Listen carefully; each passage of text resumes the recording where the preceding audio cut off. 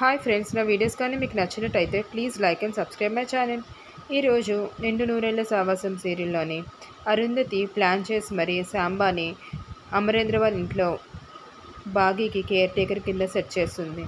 ఇదంతా తనకేమీ తెలియనట్టు నటిస్తూ ఉంటుంది.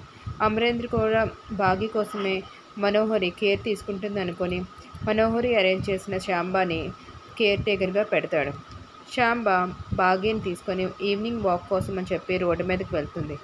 ఈలోపు శాంబాకి మనోహరి కాల్ చేసి, నాకు ఎక్కువ టైం లేదు కాబట్టి నేను ఇప్పుడు కారులో వస్తున్నాను, బాగీని కారుతో గుద్దేస్తాను అని చెప్పి ఫోన్ పెట్టేస్తుంది.